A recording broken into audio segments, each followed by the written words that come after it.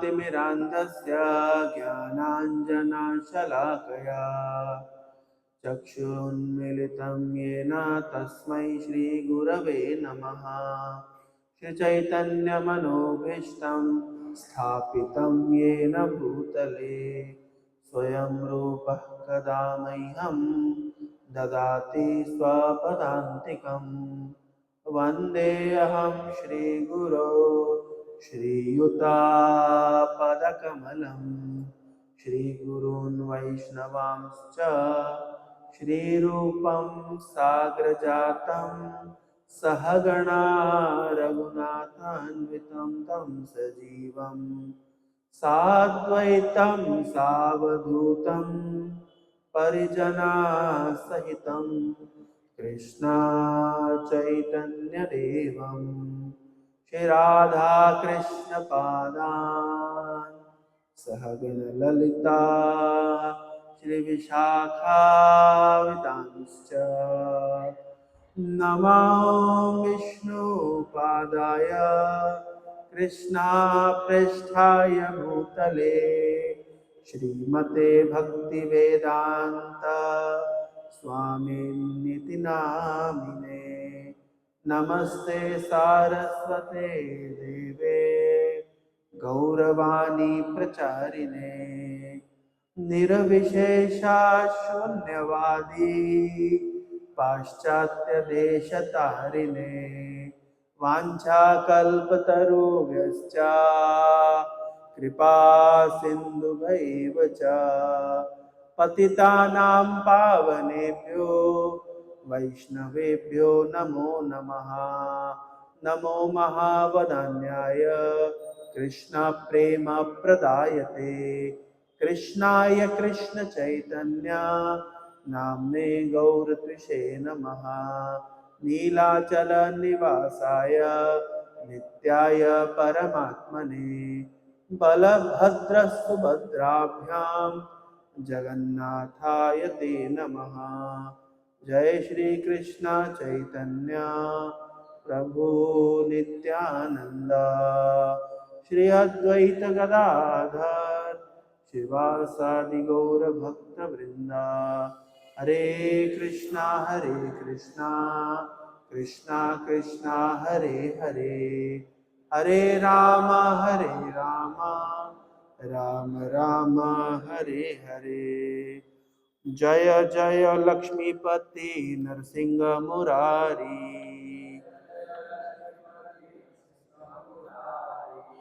मंगल निलय सर्वमंगलहारी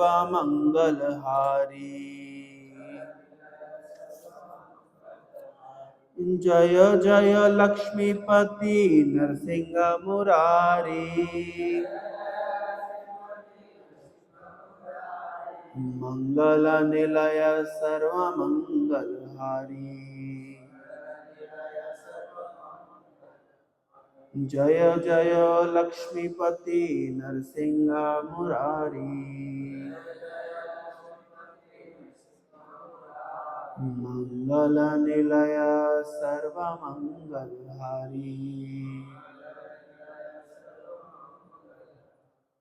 हरे कृष्णा। मेरा परम सौभाग्य है मुझे आप सभी के बीच में आज भगवान नरसिंह देवी कथा करने का ये सुअवसर प्राप्त हुआ।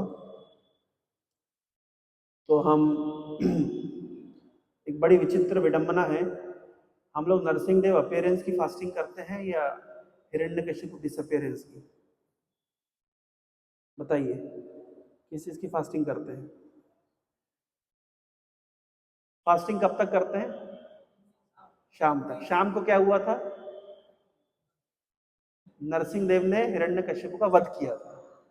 फास्टिंग नरसिंह देव इसका मतलब प्रकट तो पहले हो गए थे, फिर उसके बाद जो ढुसुम ढुसुम थोड़ी देर चला होगा, और उसके बाद जब नरसिंह देव ने फाइनली हिरण्यकशिपु का वध किया तो उस समय ना दिन था ना रात थी, जो बीच के समय, जो संध्या समय है, तो जो संध्या समय है वो नरसिंह देव अपीयरेंस का समय नहीं है। वो क्या है? वो हिरण्यकशिपु डिसअपीयरेंस का समय है। तो देखिए इतने सारे फेस्टिवल आते हैं, जिसमें हम लोग भगवान के आविर्भाव के समय तक फास्टिंग करते हैं। लेकिन ये एक ऐसा त्योहार है जहाँ पे हम असुर के डिसअपेयरेंस, तिरोभाव की फास्टिंग कर रहे हैं। तो हम सभी जानते हैं कि नरसिंह देव का प्राकट्य किस प्रकार से हुआ। बहुत ही सुंदर श्लोक है श्रीमद् भागवतम में। सत्यम विधातुम निज भृत्य भाषितुम व्याप्तिम च भूतेषु अखिलेषु चात्मनः अदृश्यत अति अद्भुत रूपमुद्वहम् स्तंभे सभायां न मृगम न मानुषम। भगवान के प्राकट्य के विषय में श्लोक में कहा गया है कि सत्यम विधातुम निज भृत्य भाषितुम। भगवान का प्राकट्य क्यों हुआ? तो शुकदेव गोस्वामी कह रहे हैं भगवान का प्राकट्य हुआ है सत्यम विधातुम निज भृत्य भाषितुम। निज भृत्य अपने भक्त की बात को सत्य करने के लिए भगवान का प्राकट्य हुआ। बहुत सारे कारण हो सकते हैं भगवान के प्राकट्य के, लेकिन सबसे महत्वपूर्ण कारण है कि भगवान अपने भक्त की बात को कभी झूठा होने नहीं देते। तो किस भक्त की बात को सत्य करने के लिए भगवान का आविर्भाव हुआ? किस भक्त की बात को सत्य करने के लिए? प्रहलाद महाराज। प्रहलाद महाराज ने ऐसी कौन सी बात बोली थी कि भगवान को प्रकट होना पड़ा? हाँ, तो वास्तव में 3 भक्तों की बातों को सत्य करने के लिए नरसिंह देव का प्राकट्य हुआ। सबसे पहले नारद मुनि। नारद मुनि ने एक बार माता क्यादु को वचन दिया था कि जब भी आपका पुत्र कभी किसी विपत्ति में पड़ेगा तो भगवान उसकी रक्षा अवश्य करेंगे। तो नारद मुनि की बात को सत्य करने के लिए भगवान को आना पड़ा। दूसरा, प्रहलाद महाराज की बात को सत्य करने के लिए आना पड़ा। प्रहलाद महाराज से हिरण्यकशिपु ने पूछा था कि तुम्हारे भगवान कहाँ पर है? प्रहलाद ने कहा था सब जगह पर है। तो हिरण्यकशिपु ने उंगली लगा करके पूछा था क्या इस खंबे में है? तो प्रहलाद ने कहा था हाँ इस खंबे में भी है। तो ऐसा आचार्य लोग कहते हैं कि जब प्रहलाद और हिरण्यकशिपु के बीच में वाद विवाद हो रहा था तो उस समय भगवान हिरण्यकशिपु की उंगली के ऊपर नजर लगाए बैठे थे कि जहां उंगली रोकेगा मैं वहीं से निकलूंगा।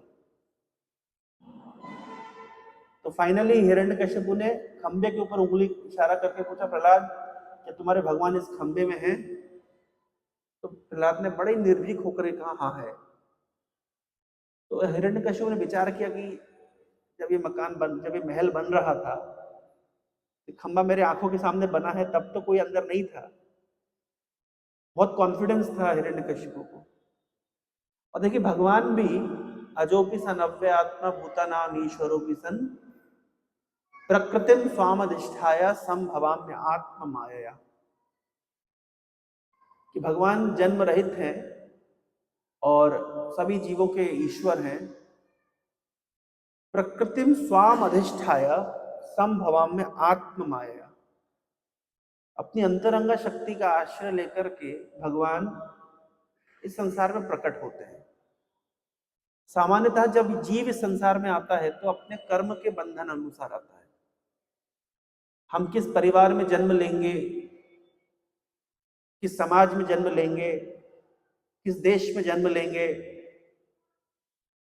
कौन सी जाति में जन्म लेंगे, कौन से धर्म में जन्म लेंगे, ये सब कुछ पूर्व निर्धारित होता है हमारे कर्मानुसार। लेकिन भगवान इस संसार में आते हैं, वो स्वच्छंद विहार करते हैं। इसलिए भगवान के संसार में आने की लीला को लीला कहते हैं। तो लीला ही क्यों कहते हैं? क्योंकि भगवान स्वच्छंद अपनी अंतरंगा शक्ति का, जीव बहिरंगा शक्ति का आश्रय लेकर के संसार में आता है कर्मानुसार, लेकिन भगवान अंतरंगा शक्ति का आश्रय लेते हैं। न मे कर्माणि लिम्पन्ति न मे कर्म फल स्पृहा। भगवान इस संसार में कर्म के बस नहीं आते। भगवान की जहां से इच्छा होती है वो वहां से प्रकट हो सकते हैं। तो क्योंकि प्रहलाद महाराज ने कहा कि हाँ इस खंबे में भगवान है, तो भगवान ने कहा ठीक है मैं भी खंबे से प्रकट हो जाता हूँ। क्योंकि भगवान का एक नाम है विष्णु, जिसका अर्थ होता है सर्वत्र व्याप्त। ये सर्वत्र व्याप्त हैं, अंडाणु अंतरस्थ परमाणु च अंतरस्थम। क्योंकि भगवान सर्वत्र व्याप्त है तो इस खंबे में भी व्याप्त है। अव्यक्त है, दिखाई नहीं दे रहे हैं, बस उनको अपने अपने आप को व्यक्त करना है, केवल प्रकट हो जाना है। तो प्रहलाद महाराज की बात को सत्य करने के लिए भगवान नरसिंह देव खंबे से प्रकट हो गए। चाहते तो कहीं और से भी आ सकते थे। हिरण्यकशिपु को वध करने के लिए अगर कहीं और से आते तो वध तो कर देते, लेकिन लोग कहते कि नहीं नहीं खंबे से नहीं आए, खंबे में नहीं थे। कोई छत से उतर के आ सकते थे भगवान, लिफ्ट से ऊपर आ सकते थे, खिड़की से अंदर आ सकते थे, दरवाजे से आ सकते थे, कई सौ तरीके हैं आने के, लेकिन खंबे से ही क्यों आए? ताकि प्रहलाद की बात को सत्य कर सके। भगवान गीता में कह रहे हैं कौन्तेय प्रतिजानी ही न मे भक्ता प्रणश्यति। अर्जुन एक भोंपू ले लो और पूरे पूरे शहर में घोषणा कर दो। क्या घोषणा कर दो? न मे भक्ता प्रणश्यति, मेरे भक्त का कभी विनाश नहीं होता। तो अर्जुन ने कहा कि मुझसे क्यों घोषणा करवा रहे हैं, आप स्वयं घोषणा कर दीजिए। तो भगवान ने कहा देखो ऐसा है अर्जुन, मेरा जो ट्रैक रिकॉर्ड है थोड़ा खराब है। मेरी माँ ने पूछा था कि माखन खाया है, तो मैंने क्या कहा? मैंने ही माखन खायो। मैं झूठ बोलता हूँ, तो झूठ बोलने का मेरा ट्रैक रिकॉर्ड है। मैंने वचन लिया था कि मैं महाभारत के युद्ध में कोई अस्त्र शस्त्र नहीं उठाऊंगा, लेकिन उठाया। तो क्योंकि ट्रैक रिकॉर्ड मेरा खराब है, भगवान का ट्रैक रिकॉर्ड कैसे खराब है? तो भागवतम में एक अध्याय आता है दशम स्कंद में,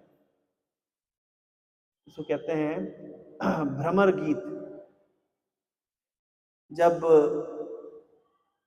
उद्धव गोपियों को मिलने के लिए पहुंचे, कृष्ण ने उद्धव को भेजा था कि हमारी जो गोपियां हैं वो बहुत ही कष्ट में हैं, उन्हें जाके सांत्वना दो।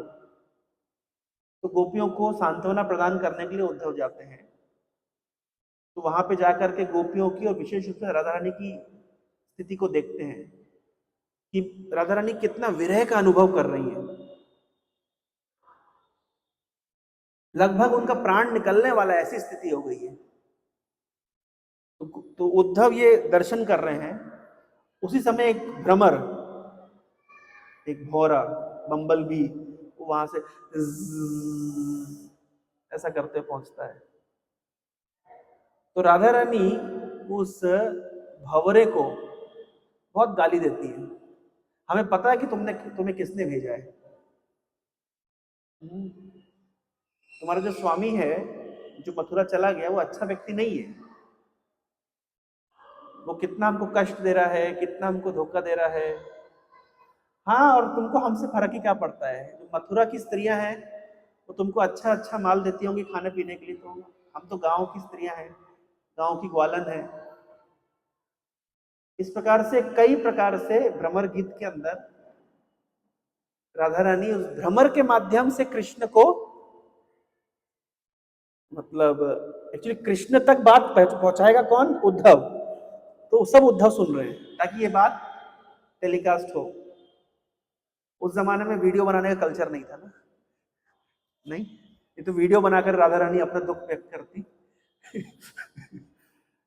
तो बहुत सारे बातें बोल रही राधा रानी। एक बात वहां पे बोलती है कि ऐसा है कि जो कृष्ण है, जो तुम्हारा स्वामी, ये भ्रमर जो तुम्हारे स्वामी है कृष्ण, ये बुरे व्यक्ति हैं। और ये आज से बुरे व्यक्ति नहीं है, इनका प्रीवियस जन्मों का ट्रैक रिकॉर्ड भी खराब है। कैसे ट्रैक रिकॉर्ड खराब है? तो ये वामन देव के रूप में आए थे और बलि को क्या बोला था? 3 पग भूमि चाहिए। तो 3 पग भूमि अगर बलि ने देने के लिए आश्वासन दिया, तो जितना साइज दिखाया था पैर का उतने से ही नापना चाहिए था ना, उतने से नापना चाहिए था। लेकिन देखो कितना चीटर है ये, पैर दिखाए छोटे छोटे वामन देव के रूप में, और नापाई जब करी तो त्रिविक्रम रूप में नापाई करी, पूरा अपना पूरा विस्तार कर लिया और सब कुछ नाप लिया। तो चीटिंग, तो जो चीटिंग करने की जो प्रवृत्ति है ये इस जन्म से नहीं आई है, ये पूर्व जन्मों के ट्रेट्स है। मैं कुछ महीने पहले कैम्ब्रिज में क्लास दे रहा था कांग्रीगेशन को, तो समय था 7 बजे पहुंचने का, जो मुझे लेकर के जा रहे थे वो निकले ही 7:20 पर। तो मैंने कहा प्रभु ये विदेशों में तो ऐसा नहीं होता है ना, मतलब टाइम के लोग पक्के होते हैं। बोले नहीं, वो सब इंडियन लोग ही आएंगे क्लास में। तो व्यक्ति क्या है अपने ट्रेड, IST मतलब इंडियन स्टेट्स टाइम कितना खींच सकते हैं आप, क्योंकि इंडियन लोग ही आने वाले, तो उनको पता है 7 बजे का टाइम दिया तो 7:20 पे निकलने से भी मैनेज हो जाएगा। तो आदमी अपने व्यक्ति अपने स्वभाव जनित दोषों को छोड़ता नहीं है। तो राधा रानी कह रही है कि जो कृष्ण का जो स्वभाव है ना चीटिंग करने का, ये आज से नहीं है, धोखाधड़ी करने का, धोखा देने का, ये पहले से चला आ रहा है। और ये राम जी के रूप में आए थे। तो बाली को कैसे मारा इन्होंने? पीछे से मारा। अरे अगर तुम्हारे अंदर कुछ सामर्थ्य है तो सामने आके युद्ध करो, ये पीछे से क्यों मार रहे हो? और बेचारी शूर्पणखा आई थी, क्या चाहती थी? थोड़ा प्रेम चाहती थी, लेकिन प्रेम तो दिया नहीं, विवाह तो उससे किया नहीं, उल्टा नाक कान अलग कटवा दिए।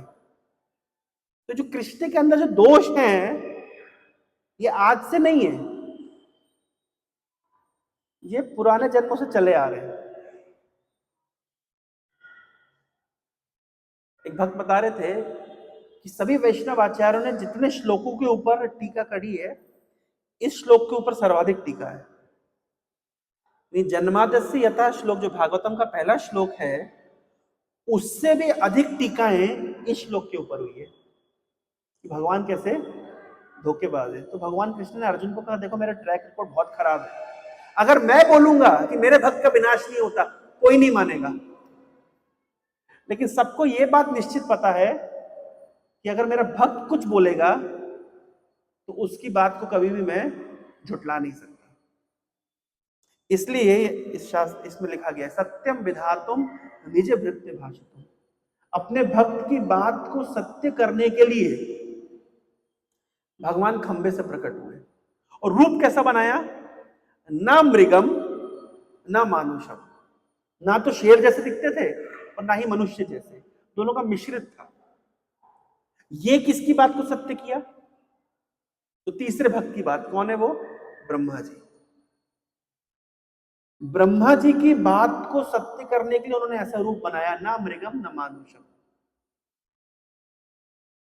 ब्रह्मा जी ने जो जो वरदान दिए थे, भगवान चाहते तो नहीं भी मान करके हिरण्यकशिपु का वध कर सकते थे, लेकिन कहीं ब्रह्मा जी की बात झूठ ना हो जाए तो भगवान ने मानो पहले चेकलिस्ट निकाली। अच्छा, ना दिन में मरेगा ना रात में, ठीक है, ना अंदर ना बाहर, ठीक है, ना मनुष्य से ना पशु से, ठीक है। हिरण्यकशिपु कितना बुद्धिमान हो सकता है? हिरण्यकशिपु ने कहा था ना मैं जीवित से मरूं ना मैं मृत से। अब वस्तु या तो जीवित होगी या तो मृत होगी, लेकिन भगवान कह रहे हैं गीता में बुद्धिर बुद्धिर मताम अस्मि तेज तेजस्वी नाम हम। मैं बुद्धिमानों की बुद्धि हूं, बलवानों का बल हूं, तेजवानों का तेज हूं। अरे जो हिरण्यकशिपु अपनी बुद्धि लगा करके ये वरदान मांगा है, तो भगवान उसकी बुद्धि के भी स्रोत है। ना जीवित से मरूं ना मरे से मरूं तो नाखून से मारूंगा। अच्छा, नाखून जीवित है या मृत? अगर कोई कहता है नाखून जीवित है तो काटने पर दर्द क्यों नहीं होता? और अगर कोई कहता है कि नाखून मृत है तो बढ़ता क्यों है? इसलिए प्रभुपाद जी कहते हैं कि संसार में कोई भी भौतिकवादी व्यक्ति कितना भी बुद्धिमान हो सकता है, लेकिन उसकी बुद्धि के स्रोत भी भगवान है। तो सभी भक्तों की बात को सत्य करने के लिए भगवान नरसिंह देव के रूप में प्रकट होते हैं। ब्रह्मा जी ने कहा था, ब्रह्मा जी से वरदान मांगा था हिरण्यकशिपु ने कि मैं न मनुष्य से मरना चाहता हूं न पशु से। तो परम पूज्य गौर गोविंद महाराज ने एक बहुत सुंदर पुस्तक लिखी है, उसमें उन्होंने बताया, आवाज आ रही है, पीछे आवाज आ रही है, कि भगवान चाहते तो मनुष्य का चेहरा और शेर का शरीर भी तो बना सकते थे ना, तो भी तो नरसिंह ही होते। चेहरा होता मनुष्य का और शरीर होता शेर का, तो भी तो मार सकते थे ना हिरण्यकशिपु को। लेकिन भगवान ने ऐसा क्यों बनाया कि मनुष्य का शरीर होगा और शेर का चेहरा? ऐसा क्यों बनाया? विचार करने की बात है। उल्टा क्यों नहीं? चेहरा होता मनुष्य का, शरीर होता शेर का, तो भी तो काम चलता था ना, तब भी तो हिरण्यकशिपु को मारा जा सकता था। तो महाराज बताते हैं कि वास्तव में भगवान इस संसार में असुरों का विनाश करने के लिए नहीं आते। भगवान इस संसार में असुरों का विनाश करने के लिए नहीं आते। असुरों का विनाश करना वास्तव में भगवान का मुख्य कार्य है ही नहीं। तो भगवान तो सबके हृदय में बैठे हैं। ईश्वरा सर्वभूता नाम हृदय से अर्जुन तिष्ठति। तो एक नस पकड़ लेंगे अगर, तो असुर हार्ट अटैक से मर जाएगा ना। तो इतना अवतार लेकर के आने की आवश्यकता क्या है? तो वास्तव में भगवान के आने का उद्देश्य होता है मद भक्ता नाम विनोदार्थम करोमि विविध क्रिया। अपने भक्तों को आनंद प्रदान करने के लिए भगवान का अवतारण होता है। असुरों को मारना और थर्ड क्लास का काम है, ये भगवान उतना इंटरेस्टेड नहीं है उसमें। भगवान के संसार में आने का उद्देश्य होता है अपने भक्तों को आनंद प्रदान करना। प्रहलाद लाद दाइने, प्रहलाद को आनंद प्रदान करने के लिए भगवान नरसिंह देव का अवतार हुआ, ना कि हिरण्यकश्यप को मारने का। मनुष्य अपने बच्चे को कैसे प्रेम करता है? गोद में बिठा के। और शेर अपने बच्चे को कैसे प्रेम करता है? चाट करके। अब मान लीजिए नरसिंह देव ने अवतार लिया होता कि मनुष्य का चेहरा है और शेर का शरीर है, तो क्या गोद में बिठा पाते? नहीं। क्या चाट पाते? नहीं। ना गोद में बिठा पाते और ना ही चाट पाते। इसलिए भगवान ने अवतार कैसा लिया कि शरीर होगा मनुष्य का और शेर का होगा चेहरा। तो भगवान ने, जब प्रहलाद ने बहुत सुंदर सुंदर स्तुतियां अर्पित करी, भगवान का हृदय द्रवित हो गया। और जब भगवान का हृदय द्रवित हो गया, भगवान ने प्रहलाद को गोद में बिठा लिया और गोद में बिठाने के बाद प्रहलाद को चाटने लगे। जैसे मनुष्य अपने बच्चे को गोद में बिठाता है, वैसे भगवान ने प्रहलाद को गोद में बिठाया। और जैसे शेर अपने बच्चे को चाटता है, तो वैसे भगवान उसको चाटने लगे। तो आचार्य बताते हैं कि जब भगवान ने प्रहलाद को अपनी गोद में बिठा लिया और उसको चाटने लगे, तो प्रहलाद पूरी तरीके से निर्भीक अवस्था में था। जैसे शेर का बच्चा शेर के पास थोड़ा ना भयभीत होता है, प्रहलाद बहुत निर्भीक था। और ना केवल निर्भीक था, उसको बहुत आनंद की अनुभूति हो रही थी। तो प्रहलाद के आनंद को देख करके भगवान नरसिंह देव के हृदय में एक प्रकार की ट्रांसेंडेंटल जेलेसी, एक दिव्य ईर्ष्या का अनुभव हुआ। ये क्या दिव्य ईर्ष्या थी? कि प्रहलाद को कितना आनंद आ रहा है, मुझसे वात्सल्य प्राप्त करके प्रहलाद को कितना आनंद आ रहा है, इतना आनंद मुझे कभी नहीं आया। मेरे माता पिता ही नहीं है तो मुझे आनंद कहां से मिलेगा? मेरे भी अगर माता पिता होते और मुझे इस प्रकार से प्रेम करते तो मुझे भी उस रस का आस्वादन होता जिस रस का आस्वादन प्रहलाद को हो रहा है। तब भगवान के हृदय में एक इच्छा जागृत हुई कि अगली बार जिस भी अवतार में आऊंगा, हर अवतार में मैं माता पिता स्वीकार करूंगा।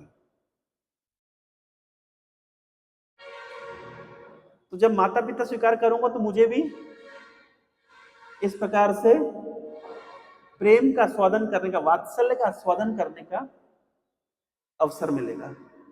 और उसके बाद देखिए, नरसिंह देव के बाद में जो भी अवतार हुआ, चाहे वामन देव का अवतार हुआ, चाहे भगवान राम का अवतार हुआ, चाहे भगवान कृष्ण का अवतार हुआ, सभी अवतारों में भगवान माता पिता स्वीकार करते हैं और वात्सल रस का स्वादन करते हैं, जो कि नरसिंह देव को प्राप्त नहीं हुआ। एक भक्त प्रश्न पूछ रहा था कि भगवान के सारे अवतार भारत में क्यों होते हैं, विदेश में क्यों नहीं होते? स्वाभाविक प्रश्न है ना। देखिए, भगवान जब इस संसार में आते हैं तो बाल लीला करते हैं, जैसे वहां पे आप देख सकते हैं दामोदर लीला हुई। विदेश में अगर आप छोटे बच्चे को डांट लगा देंगे और बच्चा अगर पुलिस को फोन करेगा कि मम्मी पापा ने मारा, तो पुलिस आ जाएगी। अब मान लीजिए भगवान को बाल लीला करनी है कि दामोदर लीला करनी है। अब माता यशोदा ने भगवान दामोदर को बांध दिया, तो कृष्ण क्या करते अगर विदेश में प्रकट होते? तो पुलिस को फोन लगाते, चाइल्ड अब्यूज हो रहा है, तो क्या लीला हो पाती? तो भगवान सभी प्रकार के रसों का स्वादन करना चाहते हैं, इसलिए भारत भूमि में प्रकट होते हैं। तो जब प्रहलाद महाराज के सामने भगवान नरसिंह देव प्रकट हुए और बहुत क्रोधित थे, कोई भी देवता भगवान के पास नहीं जाना चाहते थे, यहां तक कि ब्रह्मा जी भी घबरा रहे थे। तो ब्रह्मा जी ने विचार किया, उन्होंने कहा लक्ष्मी देवी आप जाकर के थोड़ा भगवान को शांत करिए। तो लक्ष्मी देवी ने मना कर दिया कि नहीं नहीं, भगवान इतने क्रोधित रूप में है कि मैं भी उनके पास जाने में घबरा रही हूं।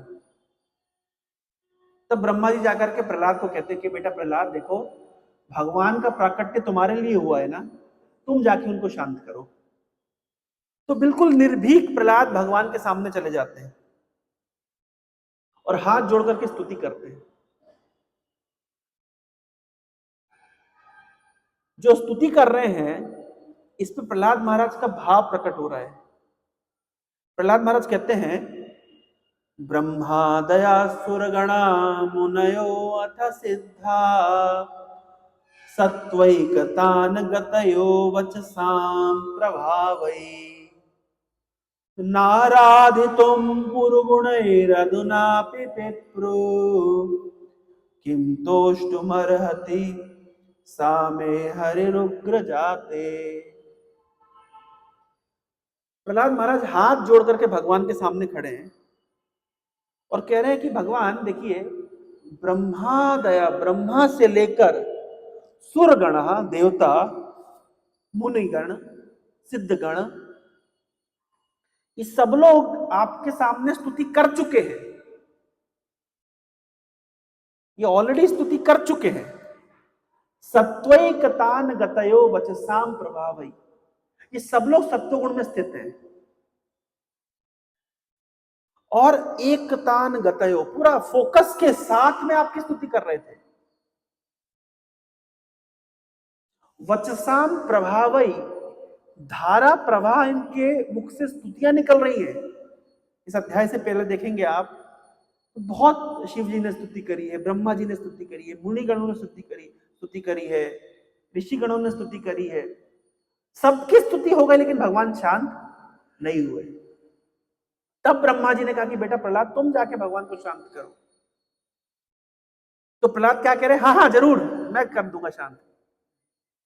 प्रहलाद जाकर के भगवान को कह रहे कि भगवान, ये बड़े बड़े देवता लोग जो सत्व गुण में स्थित हैं, कोई डिस्ट्रैक्शन नहीं है, और धारा प्रवाह इन लोगों ने अच्छा एजुकेशन पाया है, मैं 5 साल का बालक हूं और मैं जिस स्कूल में जाता था, षण्डमर के स्कूल में, वहां तो आपकी भक्ति करना ही सिखाते नहीं थे, तो मैं क्या स्तुति करूंगा।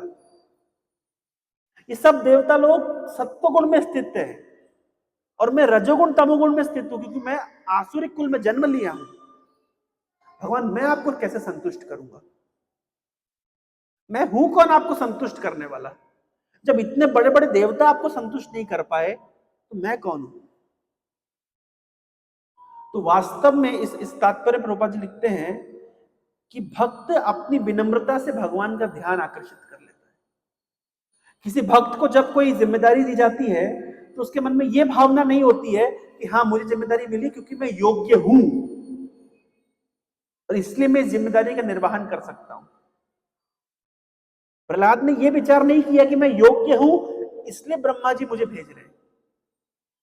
भक्त का विचार होता है कि मैं योग्य नहीं हूं, पर इस सेवा के माध्यम से मैं योग्यता अर्जित करूंगा। तो क्योंकि ब्रह्मा जी ने मुझे ये सेवा दी है कि मैं जाऊं और भगवान आपको शांत करूं, तो उनके आदेशानुसार मैं आपके सामने आकर के आपकी स्तुति कर रहा हूं। पर मैं हूं कौन? मैं आपको संतुष्ट करूंगा कैसे?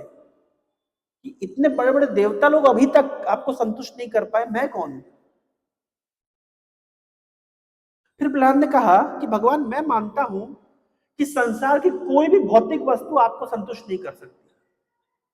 मन्ये धनाभिजन रूप तप श्रुतो जस तेज प्रभाव बल पौरुष बुद्धि योगा नाराधनाय भवन्ति परस्य पुंसो भक्त्या तुतोष भगवन् गजयूथ पाया। भगवान मेरा मानना है कि धन, अभिजन, रूप, तप, श्रुत, ओजस, तेजस, बल, पौरुष, बुद्धि, योग, 12 गुण गिना रहे हैं। भगवान मेरा मानना है कि ये सारे गुणों से आप संतुष्ट नहीं होते। कोई व्यक्ति को कह सकता है कि मैं धनी हूं, तो धन से हम भगवान को इंप्रेस नहीं कर सकते, क्योंकि भगवान लक्ष्मीपति है।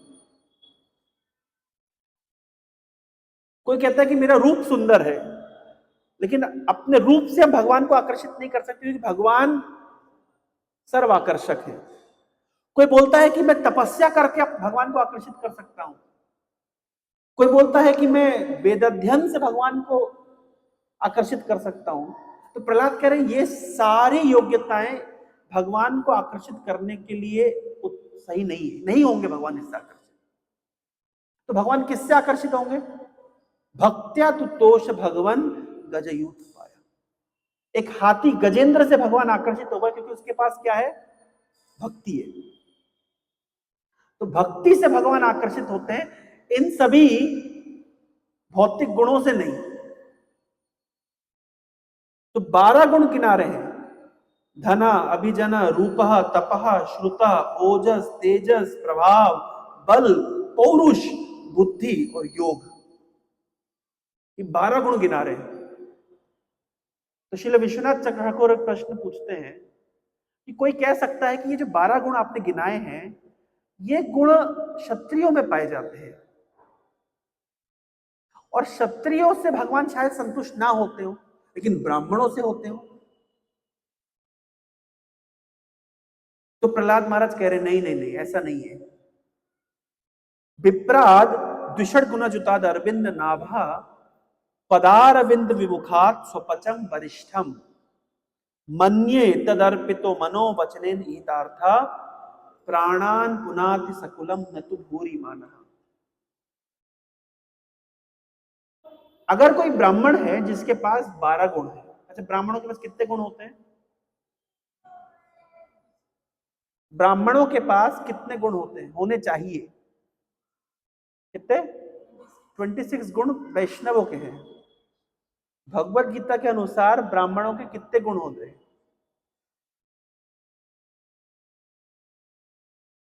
12? श्योर? क्या श्लोक है? ब्राह्मणों के कितने गुण होने चाहिए? ये जो धागा पहनते हैं, कुछ वैष्णव लोग 6 धागा डालते हैं, कुछ 9 डालते हैं। हमारे गुरु महाराज ने 9 धागे दिए। 9 धागे क्या रिप्रेजेंट करते हैं? क्षमा, दमा, तपा, शौचम, शांतिर आर्जवमेव च ज्ञान विज्ञानम आस्तिक्यम ब्रह्म कर्म स्वभाव। ये होते हैं ब्राह्मणों के 9 गुण भगवत गीता के अनुसार। और ब्राह्मणों के 6 कर्तव्य होते हैं। क्या क्या करना? चोरी करना, डकैती डालना, धोखा देना, नौकरी करना। कौन से गुण होते हैं? पठन, पाठन, यजन, याजन, दान, प्रतिक्रिया। ये ब्राह्मणों के गुण है। प्रभुपाद जी कह रहे रिक्शा चला रहा है, बोलता मैं ब्राह्मण हूं, जनेऊ दिखा के बोलता मैं ब्राह्मण हूं। काम कर रहा है शूद्र का, लेकिन दिखाने में बोलेंगे मैं ब्राह्मण हूं। ब्राह्मण का कार्य क्या है? पठन, पाठन, यजन, याजन, दान, प्रतिक्रिया। यह है ब्राह्मण का कार्य। और ब्राह्मण में कौन कौन से गुण होने चाहिए? क्षमा, दमा, तपः, शौचम, शांतिर, आर्जवम, ज्ञान, विज्ञान, आस्तिक्यम। ये सब 9 गुण हैं ब्राह्मणों के। इस श्लोक में बोल रहे हैं अगर कोई ब्राह्मण है जिसके पास 12 गुण हैं, 9 नहीं 12 गुण। क्यों 12 गुण गिना रहे हैं? क्योंकि पूर्व श्लोक में 12 गुण गिनाए थे। तो कोई बोलेगा 9 गुण वाला ब्राह्मण है, बोले आपने 3 गुण माइनस कर दिए इसलिए भगवान संतुष्ट नहीं हुए। तो ताकि कोई क्वेश्चन ना रह जाए इसलिए ब्राह्मणों के 12 गुण गिना दिए। अगर कोई ब्राह्मण है, प्रभुपाद जी तात्पर्य में लिखे हो 12 गुण क्या क्या है।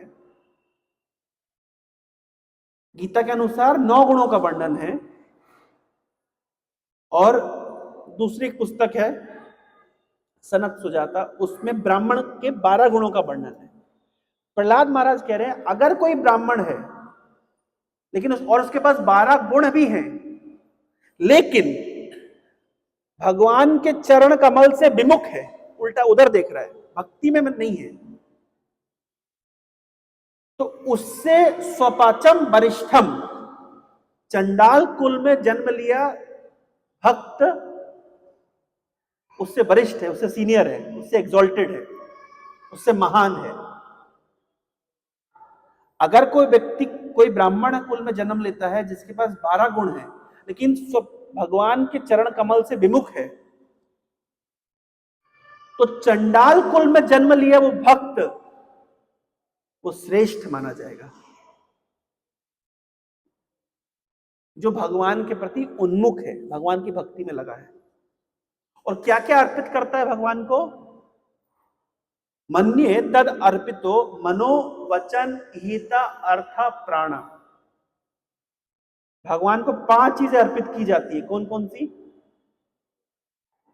सबसे पहले मन अर्पित किया जाता है। मन, वचन, हित शारीरिक श्रम, अर्थ और प्राण। सबसे उत्तम क्या अर्पित करना चाहिए? बेस्ट तो क्या देना चाहिए भगवान को? प्राण देना चाहिए, जीवन भगवान की सेवा में समर्पित करना चाहिए। अब 2 प्रकार के प्राण बताए गए। एक प्राण यहां है अंदर में, और दूसरा प्राण ये प्राण से कम नहीं है। अगर कोई व्यक्ति ये वाला प्राण नहीं दे सकता तो क्या देना चाहिए? ये वाला प्राण देना चाहिए। अगर आंतरिक प्राण भगवान को नहीं दे सकते तो कम से कम बाह्य प्राण भगवान को देना चाहिए। वो भी नहीं दे सकता तो कम से कम भगवान के लिए श्रम करना चाहिए। हित उतना भी नहीं कर सकता तो कम से कम भगवान की वाणी का प्रचार कम से कम वाणी से भगवान की सेवा करना चाहिए।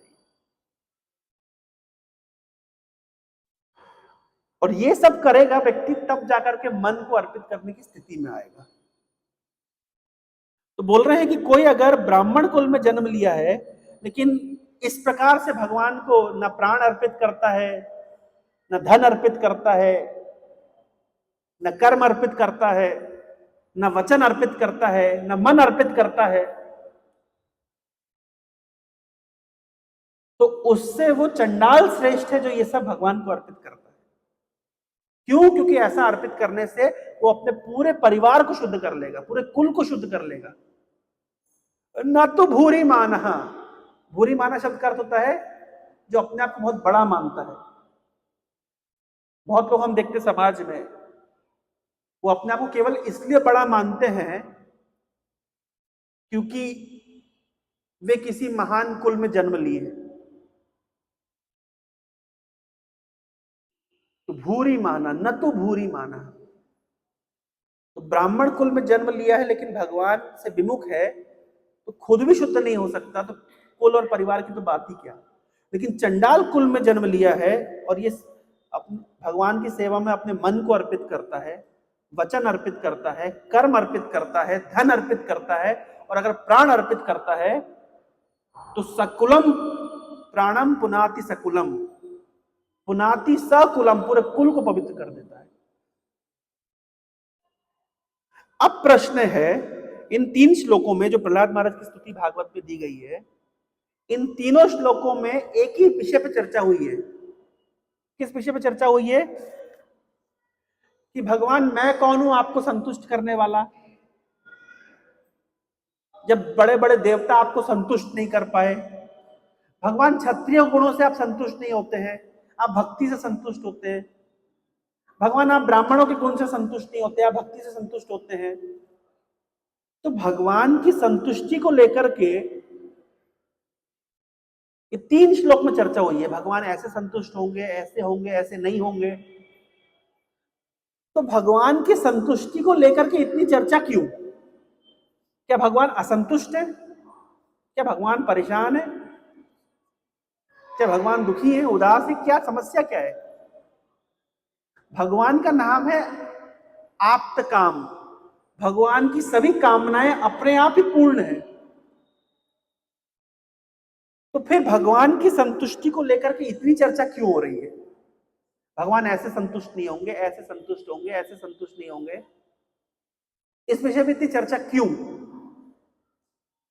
इसका उत्तर प्रहलाद महाराज देते हुए कह रहे हैं कि नैवात्मना प्रभुरयम निज लाभ पूर्णो मानम जनाद अविदुषः करुणो वृणीते यद्यज्जनो भगवते विदधीत मानम तच्चात्मने प्रतिमुखस्य यथा मुखस्य। नैवात्मना प्रभुरयम निज लाभ पूर्णो।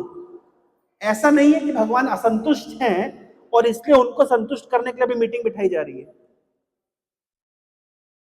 भगवान पूर्णतः संतुष्ट हैं, निज लाभ पूर्ण। उन्हें बाहर से किसी की संतुष्टि की आवश्यकता नहीं है। लेकिन अगर भगवान अपने आप में इतना संतुष्ट है तो फिर क्यों इतनी चर्चा हो रही है? क्यों भगवान गीता में कह रहे हैं सर्वधर्मान् परित्यज्य मामेकं शरणं व्रज, मेरी शरण लो। पत्रम पुष्पम फलम तोयम, मुझे दो। यद करोसी यद अस्नासी यद जुहोसी ददासी यद यद तपस्यसि कौन्तेय तद कुरुषु व मदर्पणम। मांग क्यों रहे हैं भगवान? मुझे अर्पित करो, मेरी शरण लो, अपने भक्त को मुझ में, अपनी मन को मुझ में लगाओ। मन मना भव भक्त मत भक्तो, मेरा भक्त बनो, मत याजी, मुझे नमस्कार करो। इतना डिमांड कौन करता है? विचार होना चाहिए ना कि अगर भगवान निज लाभ पूर्ण है, अपने आप में संतुष्ट है, आप्त काम है, उनकी सभी कामनाएं स्वतः पूर्ण है, इतना डिमांड क्यों लेके, इतनी लंबी लिस्ट क्यों पकड़ा दी गीता में उन्होंने? ये करो, ये करो, ये करो, मेरा भक्त बनो, मुझे नमस्कार करो। ऐसा कौन बोलता है? लोग कहते हैं आपके जो कृष्ण है वो कितने घमंडी है, कृष्ण गीता में आगे कह रहे मुझे नमस्कार करो। ऐसा कौन बोलता है? कृष्ण गीता में कह रहे मैं भगवान हूं, ऐसा कौन बोलता है? बोले भगवान ही तो बोल सकता है ना। अगर हमारे पिताजी आकर हमको बोले मैं तुम्हारा बाप हूं, तो हम क्या पिताजी को ये बोलेंगे कि आप इतने घमंडी हो? ऐसा बोलोगे क्या? तो पिताजी बोले तुम्हें डाउट है कि कोई और तुम्हारा बाप है, बात बिगड़ जाएगी ना।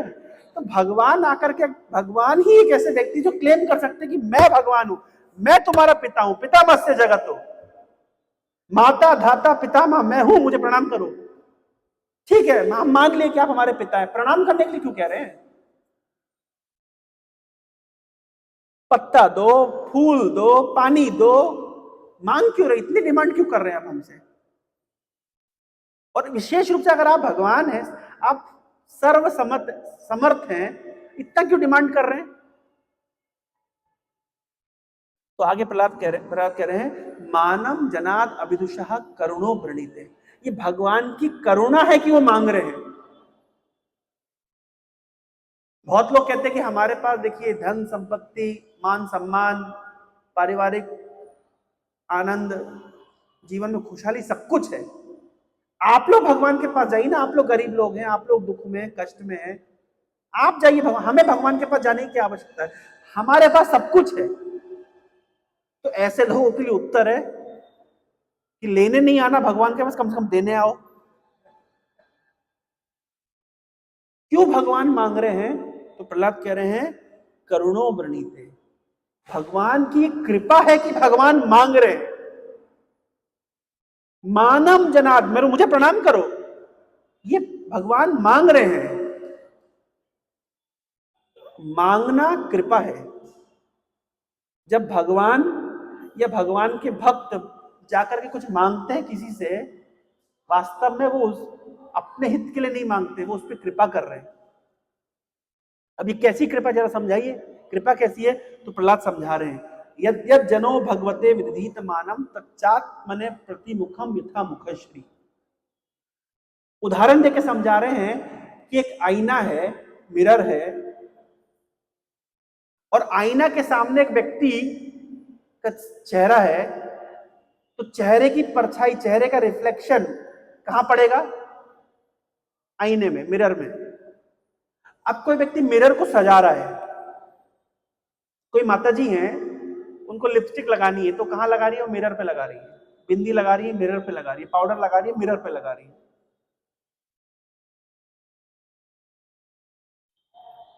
तो क्या उससे कुछ फायदा होगा? लेकिन अगर वास्तविक चेहरे को सजाया जाए तो क्या होगा? वास्तविक चेहरे को सजाया जाए तो क्या होगा? जो मिरर रिफ्लेक्शन है वो भी अपने आप सुंदर हो जाएगी। तो वास्तव में हम सब छोटे छोटे रिफ्लेक्शन है,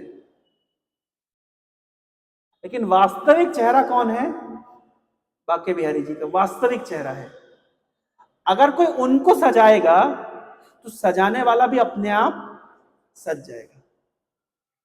जैसे वास्तविक चेहरे को सजाते हैं तो मिरर की रिफ्लेक्शन अपने आप सज जाती है, तो उस प्रकार से भगवान को कोई सजाएगा तो जीव जो कि उनका रिफ्लेक्शन मात्र है वो भी अपने आप सुंदर हो जाएगा, अपने आप सुशोभित हो जाएगा। एक बार की बात है, भगवान कृष्ण ने बांसुरी बजाई, और जब बांसुरी बजाई रात के समय, भगवान की आदत है रात के समय ही बांसुरी बजाते थे, तो गोपियां गोपियां भगवान की बांसुरी की ध्वनि सुन करके रातों रात भगवान के पास आ जाती थी। तो अपने पतियों को छोड़ करके, पिता को छोड़ करके भगवान की मुरली की ध्वनि सुन करके गोपियां रात को आती थी। तो एक बार ऐसे भगवान ने मुरली बजाई तो सभी गोपियां आ गई। अब कृष्ण उन गोपियों को पतिव्रता नारी के गुण धर्म समझा रहे हैं कि देखो गोपियों, इस तरह नहीं करना चाहिए, हमारा तुमसे क्या संबंध है, हम तो अपनी बांसुरी बजा रहे थे, लेकिन तुमको अपने परिवार को, अपने पिता को, अपने पति को इस प्रकार छोड़ के नहीं आना चाहिए था। अच्छा लगता है क्या? समाज में कोई इज्जत रहेगी क्या? भगवान कृष्ण बता रहे कि इतिहास में इतनी बड़ी बड़ी चरित्रवान नारियां हुई हैं, जैसे यम और दमयंती की कहानी आती है ना, इतनी चरित्रवान, इतनी सतीवान नारी थी कि सूर्य का उदय उन्होंने रोक दिया। तो भगवान ऐसे उदाहरण दे रहे थे। भगवान ने कहा कि एक बार की बात है कि एक ब्राह्मण थे, याज्ञिक ब्राह्मण, यज्ञ करते थे, और उनकी पत्नी बहुत ही पतिव्रता थी। तो याज्ञिक ब्राह्मण यज्ञ करके थक गए, तो अपनी पत्नी के सिर, कोल के ऊपर, गोद के ऊपर सिर रख के आराम करने लगे, और पत्नी भी उनको पंखा झुला रही थी। और पत्नी पति के प्रति बहुत उनका सेवा भाव था, उनको डिस्टर्ब नहीं करना चाहती थी। तो पत्नी देख रही है उनका बच्चा यज्ञ कुंड की अग्नि की ओर प्रवेश कर रहा है, आगे वहां यज्ञ कुंड की ओर जा रहा है, और यज्ञ कुंड में अग्नि प्रवाहित हो रही है, जल रही है, लेकिन डिस्टर्ब नहीं कर सकते। क्यों? क्योंकि पति यज्ञ करके थक के सो गए हैं। और देखते ही देखते वो बच्चा यज्ञ कुंड में गिर गया, लेकिन पत्नी नहीं उठी, क्योंकि पति पत्नी के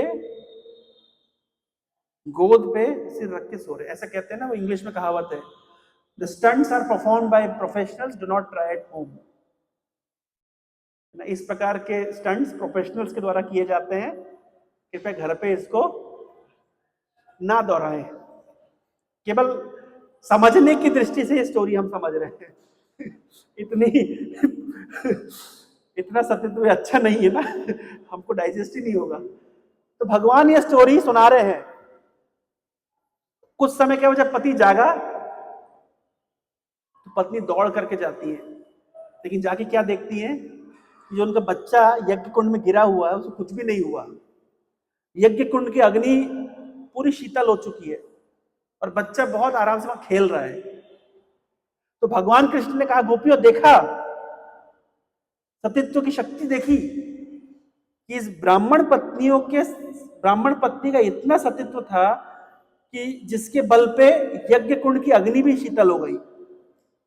और एक तुम लोग हो कि किसी पराये पुरुष ने रात के समय मुरली बजाई और तुम लोग दौड़ते हुए आ गई। अब कृष्ण ने जब स्टोरी सुनाई तो गोपियां कहती, हमारे पास भी कुछ बताने के लिए आपको, अभी हम भी कुछ सुनाएंगे। सुनेंगे? बोले बताइए। बोले आपने ब्राह्मण की कथा सुनाई, हम भी एक ब्राह्मण की कथा आपको सुनाते हैं। बोले एक ब्राह्मण था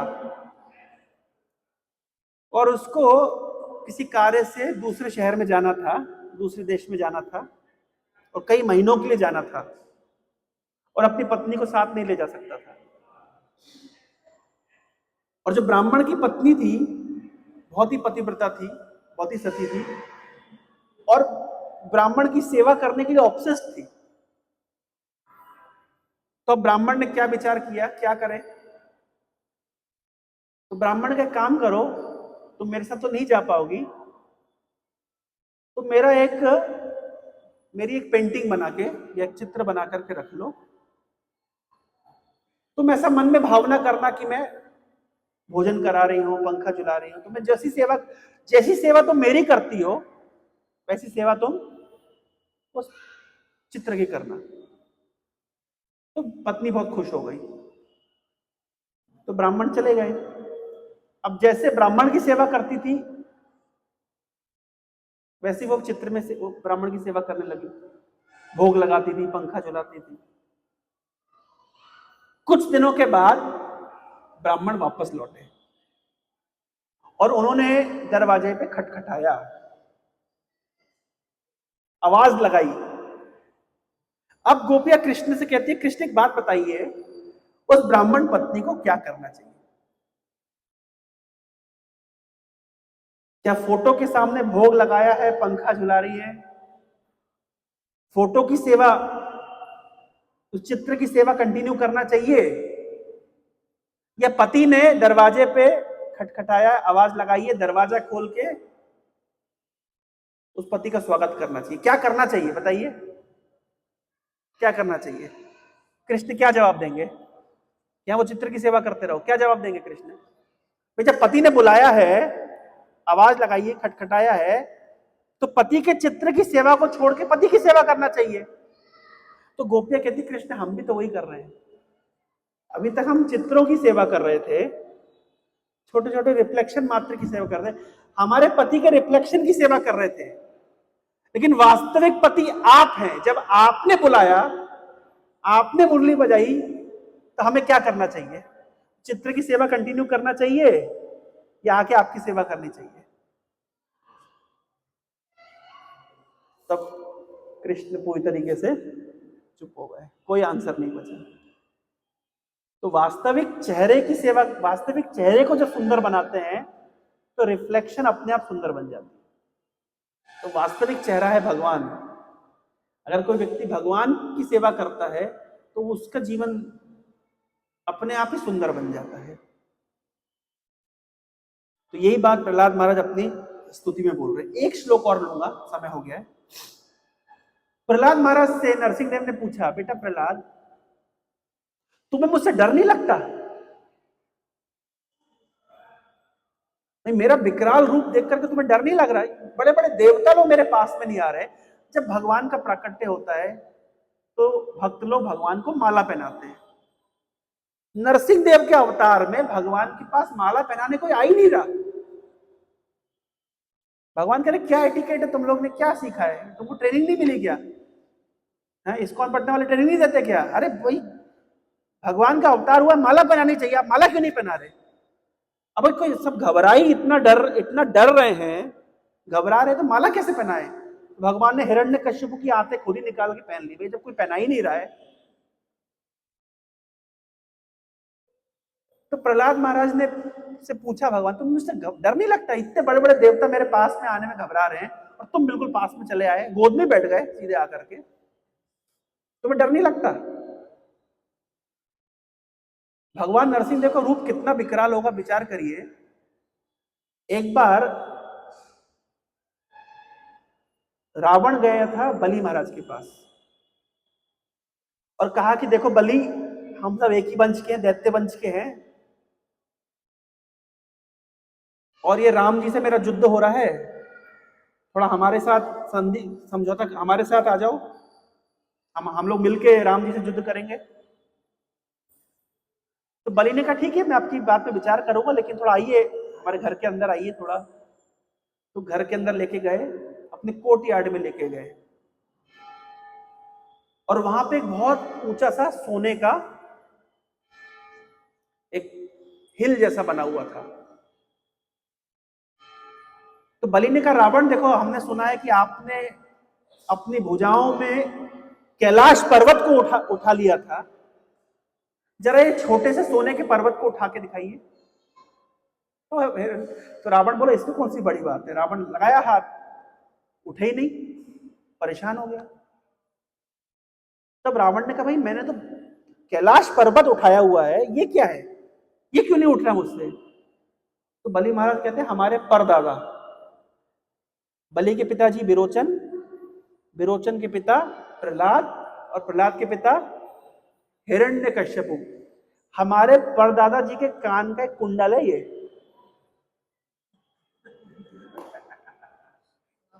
जो तुमसे उठ नहीं रहा है। और उस हमारे परदादा जी को ये राम जी आए थे उस समय नरसिंह देव के रूप में, और ऐसे चीर के रख दिया, तनु भृंगम। जैसे छोटा बच्चा बम्बल बी को तोड़ दे, क्या कितनी कठिनाई लगती है। ऐसा भागवत में लिखा गया कि इंद्र का वज्र भी जिसके शरीर पे स्क्रैच नहीं कर सकता था, भगवान के नाखूनों ने बड़ी सरलता से फाड़ दिया। तो ये हमारे परदादा जी के कान का कुंडल है। अब विचार कर लीजिए, नरसिंह हिरण्यकश्यप कैसा होगा, और उस हिरण्यकश्यप को मारने वाले भगवान नरसिंह देव कैसे होंगे, कितना विकराल रूप होगा। और प्रहलाद कह रहा मुझे डर ही नहीं लगता। ना हम बिभेम्याति अजित्यति भयानकस्य जिह्वार्क नेत्रा भ्रकुटिरबाजुग्रदंस्त्रात् आंतस्त्रजा शतजा शेखरा शंकुकर्णा निर्हाद भीत दिगिभिद अरिभिद नगरात। बोल रहे हैं कि हे भगवान अजीत, मैं ना तो आपके भयानक मुखारविंद से, अति भयानक से, आपके भयंकर चेहरे से मैं नहीं डरता, ना आपकी जीभा से मैं डरता हूं, ना सूर्य के समान आपके चमकीले नेत्रों से मैं डरता हूं, और ना ही मैं आपकी टेढ़ी बाहों से डरता हूं, और ना ही मैं आपके रक्त रंजित केशों से डरता हूं,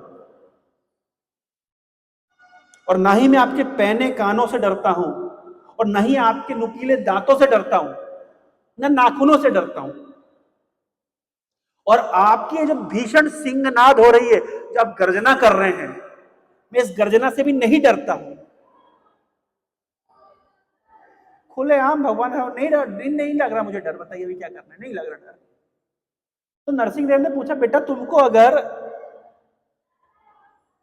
इस रूप से डर नहीं लग रहा तो संसार में ऐसी कौन सी वस्तु जिससे तुम डरते हो? फिर तो कोई वस्तु ही नहीं बची। जब इतने भयंकर रूप से तुम्हें घबराहट नहीं हो रही, डर नहीं लग रहा, तो इस संसार में तो फिर कुछ भी नहीं है जिससे तुम डरते हो। बोले नहीं भगवान, एक ऐसी चीज है जिससे मैं डरता हूं, एक चीज है जिससे मैं डरता हूं। तो अगले श्लोक में कह रहे हैं, त्रस्तो अस्मि कृपण वत्सला दुस्सहोग्र संसार चक्र कदनाद ग्रस्ताम प्रणीता बद्ध सुकर्म भीर उशंकित अंग्री मूलम प्रीतो अपवर्ग शरणम हव्य से कदान। भगवान मैं आपके इस विकराल रूप से नहीं डरता, लेकिन एक वस्तु है जिससे मैं डरता हूं। अपने कर्मानुसार मैं असुरों की संगति में आके गिर पड़ा हूं। ये ऐसी संगति है जो आपका विस्मरण कराती है। मैं आपकी विस्मरण की स्थिति से डरता हूं। मैं ऐसे लोगों के बीच में, ऐसे आसुरिक प्रवृत्ति के लोगों के बीच में आके गिर गया हूं कि जिनका केवल एक ही चिंता होती है, इंद्र तृप्ति कैसे करें। तो मैं इस भयावह स्थिति से डरता हूं। संसार चक्र कदनाद ग्रस्ताम परिणत, संसार चक्र में हम फंसे जा रहे हैं, घिसे जा रहे हैं, कुचले जा रहे हैं। मैं इस परिस्थिति से डरता हूं। कबीरदास जी का एक दोहा है। कबीरदास जी कहते हैं, चलती चकिया देखकर दिया कबीरा रोए, दो पाटन के बीच में साबुत बचा न कोई।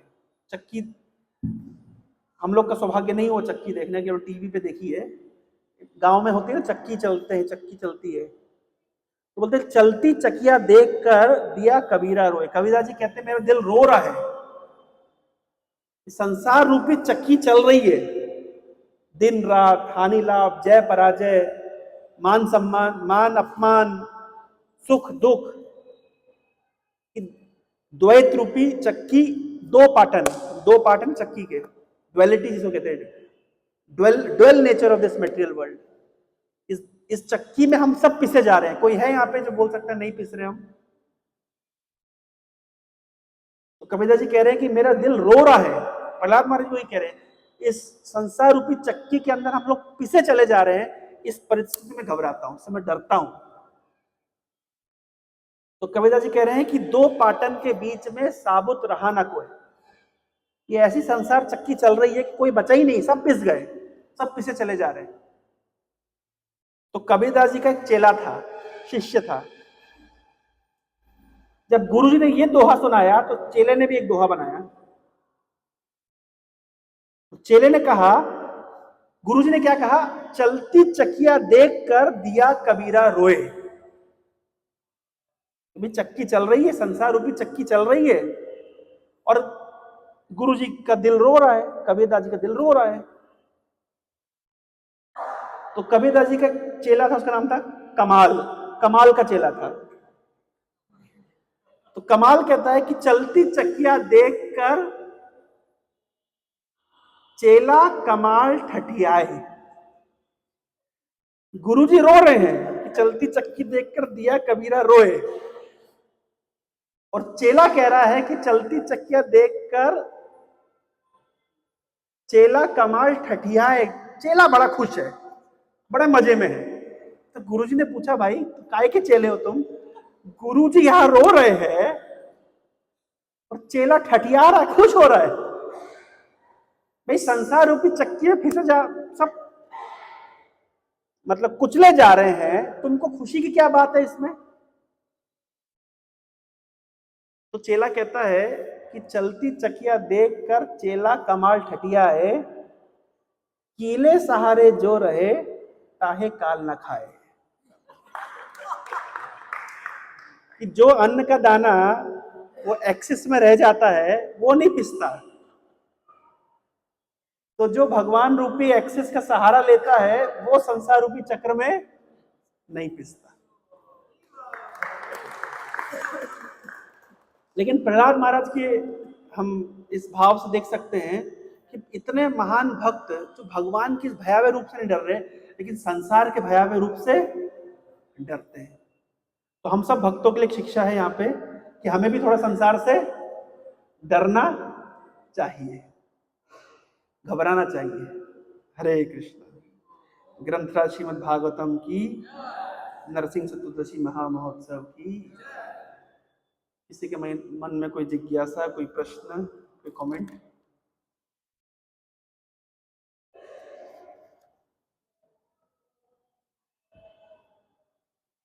कोई प्रश्न नहीं है?